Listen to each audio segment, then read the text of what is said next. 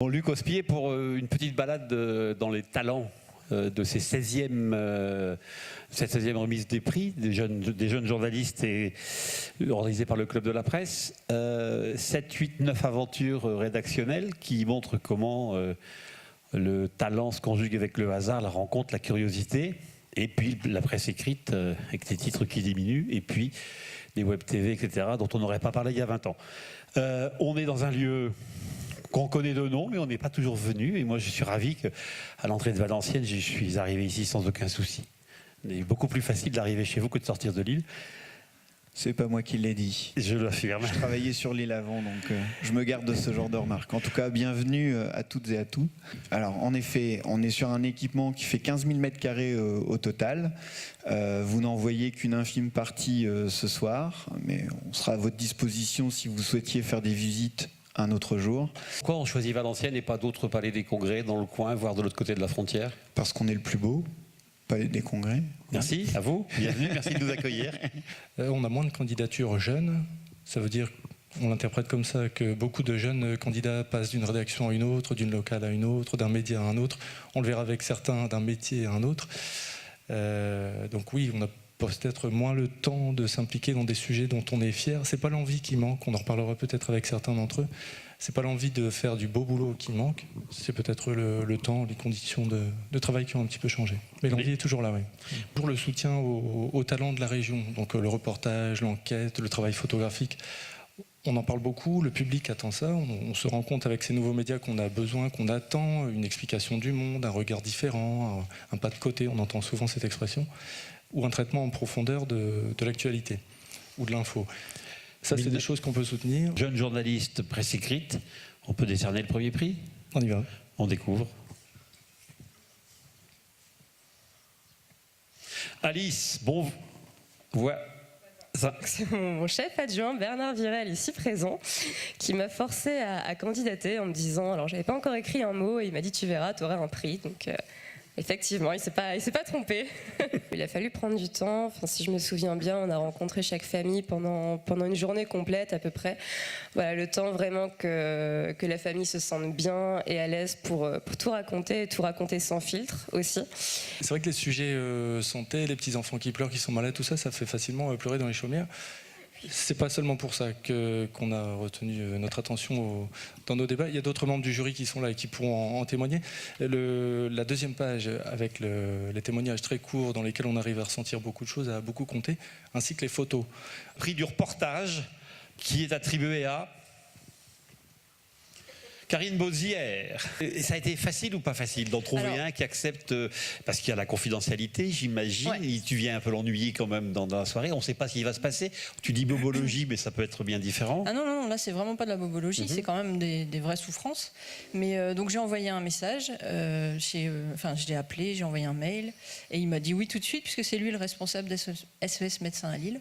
Et sur le principe, il était d'accord pour que je monte dans sa voiture. À chaque fois qu'on arrivait chez quelqu'un, il rentrait le premier. Et il disait, voilà, je suis avec une journaliste, est-ce que vous acceptez qu'elle rentre? Il y a eu des refus? Non. Par contre, moi, une fois que je suis à l'intérieur, je dis, écoutez, je me mets en retrait, je regarde, j'observe, je fais partie des meubles. Et si vous voulez être pris en photo, on vous prend en photo. Sinon, non. Il n'y a aucune obligation. Et la dame qui est là sur la photo, au départ, elle me disait, oui, vous pouvez y aller, il n'y a pas de problème. Et je lui ai dit, madame, je vais quand même vous flouter parce que vous êtes malade, vous n'êtes pas forcément à votre avantage. Si on reprend la photo dans 6 mois, dans 1 an, vous allez mieux, non, ça va pas vous plaire, quoi. Donc voilà, je fais attention et je suis prudente, et puis je respecte, quoi. Si les gens veulent pas, on fait pas, quoi. Grand prix pour l'enquête, on va découvrir qui est lauréat. Sophie Filippi Paoli. Waouh, qui a déjà applaudi. J'avais rendez-vous avec une association et j'ai discuté avec une dame dans le hall de cette association complètement par hasard. Et c'est là où elle me raconte que sa fille est en Syrie, qu'elle est à Raqqa.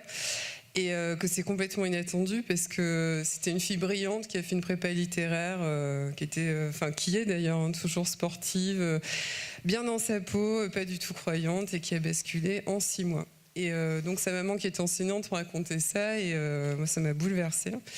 Et elle a fait la une de La Voix du Nord le lendemain, parce qu'elle a accepté, et c'est la seule d'ailleurs de toutes les familles que j'ai rencontrées, elle a accepté de témoigner à visage découvert, ce qui est hyper courageux. On a beaucoup réfléchi, du coup, et c'est là où c'est important d'être en équipe. C'est que je pense que la manipulation est évitée parce qu'on a pu parler. Moi, quand je suis rentrée de reportage, je racontais mes reportages, retournais voir les gens. Enfin, on a beaucoup discuté, en fait, comme le sujet, évidemment, n'est pas anodin. Et en fait, de fil en aiguille, plus ça allait, plus les gens m'ont parlé, jusqu'à ce qu'on ait cette jeune femme qui avait projeté un attentat à Marseille dans une synagogue et qui a accepté de témoigner. Là, j'y croyais absolument pas. Le prix suivant, Web TV. Alors, on va donner le résultat tout de suite et puis on va regarder un montage. Alors, Juliette Duclos est excusée. Hélène Fromanti, merci de venir. Et je suis tombée sur cette tribu qui s'appelle Unjo, qui est dans le nord de la Nouvelle-Calédonie, et qui est en fait complètement chamboulée depuis qu'il y a une mine qui est arrivée, une industrie de production de nickel qui s'est ouverte juste à côté, parce que ça chamboule en fait toutes les traditions de la vie kanak. Et donc on a postulé pour cette première bourse et on est parti avec Juliette sur place. Voilà, pour rencontrer ces gens. On est parti une 20aine de jours et dans la tribu, on a vécu en immersion une 10aine de jours. On est vraiment aux antipodes de ce que je fais au quotidien, mais c'est vrai que c'est différent, mais c'est bien aussi de pouvoir faire ce genre de projet justement pour prendre le temps, plus de temps pour rencontrer les gens et voilà, ça se complète bien. Alors, jeune communicant, Grand Prix, on applaudit. Mathieu Deleneville. Alors moi je suis journaliste à la base. Ouais. J'ai eu une école de journalisme à Paris, à Sciences Po. J'étais au Journal du Net et j'ai créé des rubriques en fait sur les nouvelles technologies à l'usage de la ville, notamment la Smart City. Et je vendais souvent entre guillemets des sujets sur Lille, sur la métropole lilloise, sur Valenciennes, etc. Et oui, ça fait 8 mois, jour pour jour même, que je suis arrivé chez RP Carré à Lille. Et donc voilà, ce prix a une saveur un peu particulière pour moi parce que comme beaucoup de journalistes doivent se dire ici, mais pourquoi il est passé de l'autre côté, comme on appelle ça.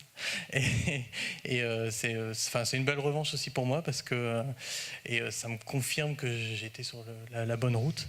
Il se trouve qu'RP Carré est partenaire des Grands Prix ce soir. On s'est dit un candidat de RP Carré et un partenariat avec RP Carré, c'est pas possible, on peut pas. Ça va sembler louche. Comment ? Ça va sembler louche. Ouais. Et puis finalement, on s'est dit, il y a beaucoup de boulot en amont qui a été fait. Et c'est pour ça qu'on a maintenu le prix et que tu l'as eu. Voilà. Voilà, un annuaire, un diplôme, et le premier des coups de cœur. On découvre. Charline Vasseur, bravo. Elle est là. Ce sont des enfants qui ont été arrachés à leur famille à la fin des années 70 parce que mouvement indépendantiste namibien qui veut se libérer du joug sud-africain. C'était la guerre civile, il y avait des réfugiés en Angola par exemple, et donc les parents qui combattaient avaient des enfants qui se retrouvaient dans des camps de réfugiés livrés à eux-mêmes, des parents qui n'étaient peut-être plus là parfois, qui revenaient de la guerre, c'était très très compliqué. Donc ces enfants-là ont été envoyés en Allemagne. En Allemagne communiste. En Allemagne communiste, voilà, parce que c'était cette solidarité internationale de l'Allemagne communiste avec les mouvements indépendantistes africains. Et l'idée, c'était de savoir que sont devenus ces gens-là. Comment on fait quand on a été arraché à sa terre, qu'on a quitté la Namibie en voyant le désert, qu'on a grandi 10 ans en Allemagne avec une éducation très, très stricte, complètement différente, et puis qu'on revient et qu'on nous dit, ça c'est ta terre natale, alors qu'il n'y a plus d'attachement finalement. Second coup de cœur, on découvre. Benjamin Massot. J'étais avec ma sauce policière, on me disait oui, c'était quelqu'un qui était en manque d'héroïne, et moi j'ai un peu parlé un peu honnêtement, j'étais un peu étonné.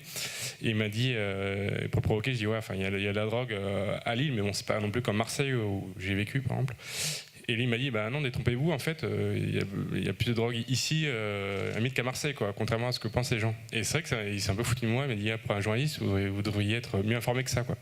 Effectivement, j'ai quand même attendu plus de 10 ans entre ma sortie d'école et le premier CDI, donc voilà, c'est pas toujours facile d'être journaliste, même si on fait des études longues, et puis à un moment donné, il y a la question un peu de la famille, et tout ça, mais bon, en tout cas, on a la chance maintenant d'être en place, si je puis dire, et de faire ce que j'aime.